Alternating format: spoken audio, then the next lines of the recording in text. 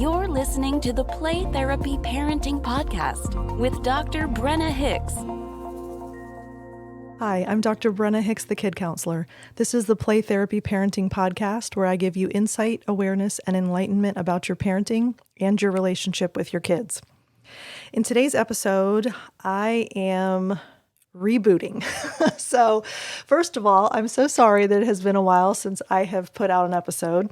I took a little bit of a break. I launched a couple of training programs for clinicians and brought on a new therapist at the center. There's been all kinds of awesome stuff happening in my life professionally, and I'm doing CEUs now. I'm coaching. I started a collective online. So there's just been a lot. And I've really been focusing on training therapists and clinicians to be the best child-centered play therapists that they can be. And so I apologize for the break, but I'm glad to be back. I'm thankful that you all are patient and gracious with me.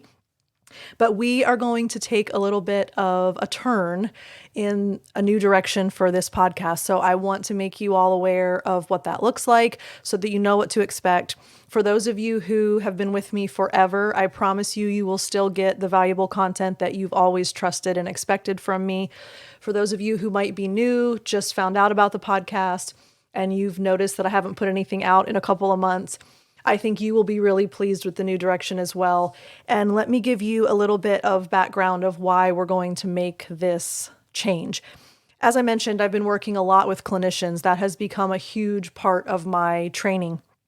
And I found out through speaking with all of these therapists all over the world that they have been working with children in their practices, and they've been referring the parents of their clients to the Parent Podcast.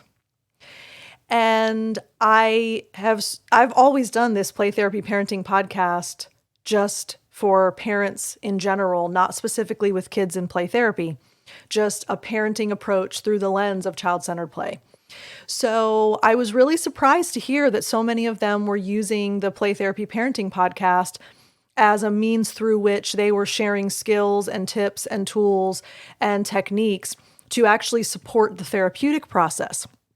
So that was interesting for me to discover. And my Play Therapy podcast, which is specifically for therapists, I have been going in a curriculum-driven fashion from start all the way through, everything they need to know, almost in a seminal approach to the child-centered play therapy model.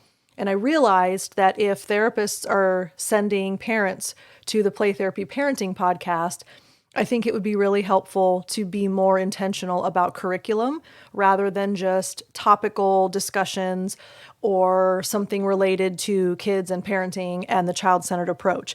So I promise, whether you're new or you've been around with me for a long time, I think this is going to be a really helpful turn for us. So here's what I have in mind, and I would love to kind of unpack this for you.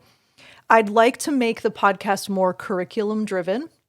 And that essentially means you're going to get a masterclass in child-centered play therapy parenting.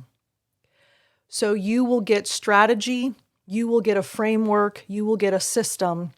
It will actually give you tangible and practical scripts and frameworks and templates for how you can use the child-centered play therapy approach in your parenting, but intentionally in a very masterclass, from the ground up, we build, and everything is a foundation for the next thing that we discuss. So I'm really excited about it, and there's a proposal I have for you all. My clinicians that are listening to the Play Therapy Podcast, I started with them just a once a week podcast, which is what I've been doing with the Play Therapy Parenting since its infancy. I had so many therapists emailing me with questions, I actually added a second day. So now I do 2 podcasts a week for my therapists, because one is a curriculum podcast and one is me answering a question. So I want to throw it out there. If you all would like me to answer parenting questions that you have, throw me a scenario, throw me what happened, throw me a problem that you have, a struggle at home. You've tried to implement some child-centered play therapy skills and it went awry and you're not sure what happened. I would love to, if there's a demand and an interest and a need, to add a second question podcast each week for you all too. So if you would like to have a question answered on a second podcast each week, you can email me, brenna@thekidcounselor.com, singular kid, brenna@thekidcounselor.com. And I would love to have that as an additional episode each week. It'll depend on how question oriented you all are, I guess.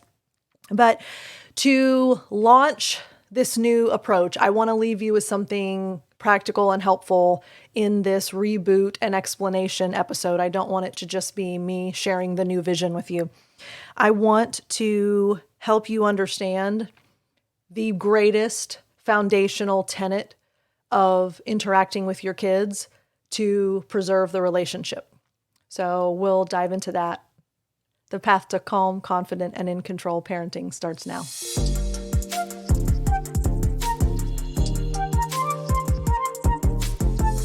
All right, so one of the things that child-centered play therapy is predicated on is that kids are not rational. And I know that I've mentioned this in earlier episodes. I know we've discussed this before. I know that some of you have heard of this concept, and some of you even say, yes, that's something I would agree with. But here's why it has to go beyond the knowledge of it. We as adults are cognitive, intellectual, rational. We think through situations. Actually, in lieu of feeling through situations often. So from our concrete, black and white, logical, brain-based approach to the world, we have a very difficult time recognizing that a child has none of that capacity. They are emotional, they are here and now, they are in the moment, they are governed by their feelings, their brain is overwritten by their emotions, the brain has no say in decision-making, the brain has no concept of consequence in an emotional moment. They do not think, they feel. So often what will happen as adults in a child's world, we will diminish the severity of the feelings that they feel. Our child starts crying because their friend took a toy from them. And we try to convince them that they shouldn't be crying about that. Hey, that's not something to cry about. You don't need to be sad about that. We share. We share our toys. That's what a good friend does. And we move into brain-based, logical, rational, reasoning conversation with our kids. But they're not rational. They are 100% emotional in that moment. And their emotions are real, and they're big, and they're significant, and they're overwhelming. So when we act as if a kid should not feel the way they do, because we see it as something silly or frivolous or unnecessary, it fractures the relationship that we have with them. Here's another thing that we do. The child impulsively does something based on how they felt in the moment, and we ask them questions. Why did you do that? What made you think that was okay? Why would you throw a shoe across the room? You know you're not allowed to hit your brother. What in the world were you thinking?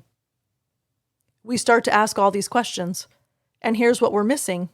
Kids aren't rational. When they give you the answer, I don't know, which frustrates the daylights out of us, right? They don't know. That is a truthful, honest answer on their part. They don't know why they did it because they didn't think through it at all. It was emotionally reactive in the moment. I got angry, I reacted. That's it. There was no brain interaction in the entire process. That also fractures a relationship because kids live in their hearts, and when we start asking them questions, it forces them into their heads, and they're not comfortable there.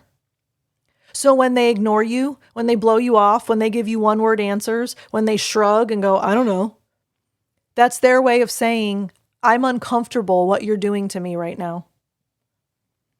And if we truly grasp the concept of kids are not rational, it changes the entire approach to all of our interactions with them.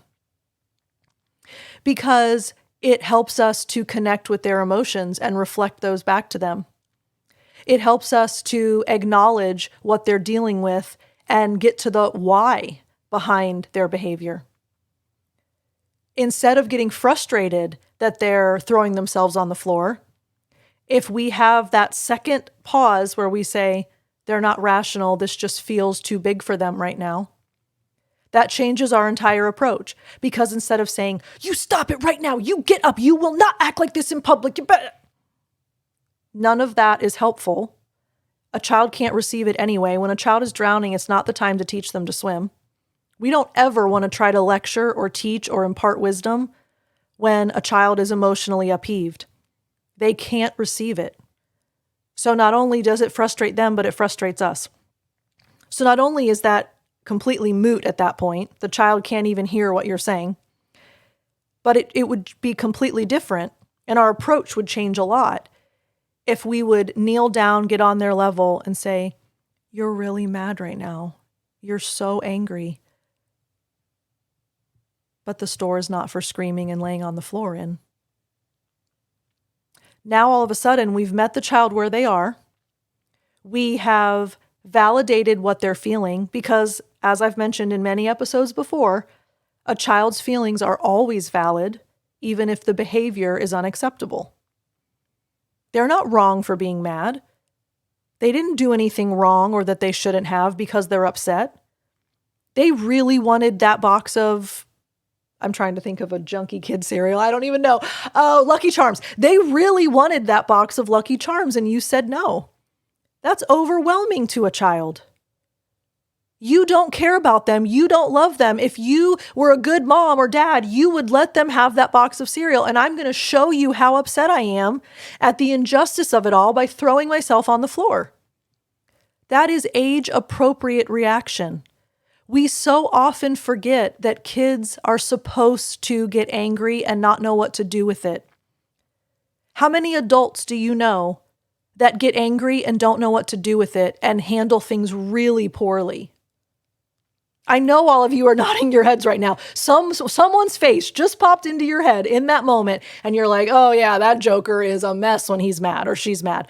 Why? Because we have to develop self-control. We develop rational thinking. We develop an emotional vocabulary. We develop regulation. A child does not have any of those capacities. We should never expect them to not get mad and lose their minds sometimes. The way to preserve the relationship, the way to make sure nothing gets fractured, the way to meet them in their inability to be rational and reasonable and intellectual and cognitive is that we get on their level. We're a thermostat, we're not a thermometer. And if you have no idea what I'm referencing, that's a rule of thumb from the parent training program, Landreth and Bratton. And that's one of the rules of thumb we've covered in earlier episodes. If you're new to the podcast, please feel free to go back and listen to that one. That's a really helpful one. But we're a thermostat, we're not a thermometer in the moment.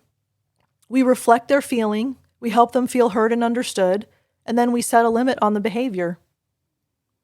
Do you see how all of a sudden now we've gone to what the child is capable of handling rather than expecting the child to come to what we want them to handle, when developmentally it's not possible? And now I can hear what's swimming around in your brains. Okay, Brenna, hold on now. So you're telling me that my child's never going to be able to be rational and reasonable? No, you just have to wait till they're 13. So abstract reasoning kicks in around the 13-year mark. So unless you have a 14 or older child, your child is not capable of using their brain in moments of emotional upheaval. If we understand that, then all of the child-centered play therapy skills that we talk about in our podcast become so much more significant and relevant and important to parenting our kids. Because the child-centered approach is age appropriate, it's developmentally appropriate, and it's geared for kids' capacity based on where they are, which is in their emotions. So we reflectively respond. And if that's unfamiliar to you, there's episodes on that. But it's tracking behavior, reflecting content, reflecting feelings. I promise in our new curriculum, I'm going to recover it because it's always helpful to have a reminder. We have our 4 pillars. If that's unfamiliar to you, I promise we'll cover it. But that's reflecting, feeling, limit setting, choice giving, encouragement. All of the rules of thumb from Landreth and Bratton's CPRT program. Why do all of those have such significance to the way that we parent? Because it meets kids where they are instead of expecting them to come into the adult world when they're not adults. The beauty of this knowledge that kids are not rational is we have the capacity to be in both worlds. We as adults who are cognitive intellectual beings, we can live in our default, which is the thinking, but we can also go to the feeling, which is where our kids are. We are the only ones in a parent-child relationship that can go back and forth. Our 13 and under kids cannot come to the rational cognitive thinking world. They don't even have a concept of what that looks like. Their brains aren't ready for that yet. They will never come to you. You have to go to them. If we grasp this, it revolutionizes the way we parent, and it revolutionizes the way that we interact with our kids. Every single moment from here forward, when you are interacting with your kids, if what's running through your head in the background is, my child isn't rational, it will give you such a different approach to everything you say and do with your kids. And guess what will happen? They will feel more accepted. They will feel more heard. They will feel more validated. They will be less frustrated with you. You will be less frustrated with them. There will be less power struggles. There will be less fights. There will be less tantrums. Everything you've ever wanted in an ideal scenario of a parent-child relationship, you will be on your way to getting there if you remember and always have in the front of your mind that kids are not rational. So we're starting there. Everything else comes and is built off of that notion. The child-centered way is designed to deal with kids that are only ever in their emotions. So everything that we talk about moving forward is going to have that as a foundational awareness. So I hope that you find that helpful. I hope it's a reminder to really hone in on that this week when you are interacting with your kids, to have that in your mind. My child is not rational. I can't expect them to be. Let me go to them, not expect them to come to me. So I hope that's super helpful to you. Again, if you want to reach out to me, I would love to hear from you, Brenna@thekidcounselor.com, and we will talk again soon. Have a great week. Bye. Thank you for listening to the Play Therapy Parenting Podcast with Dr. Brenna Hicks. For more episodes and to subscribe to our newsletter, please go to www.playtherapyparenting.com.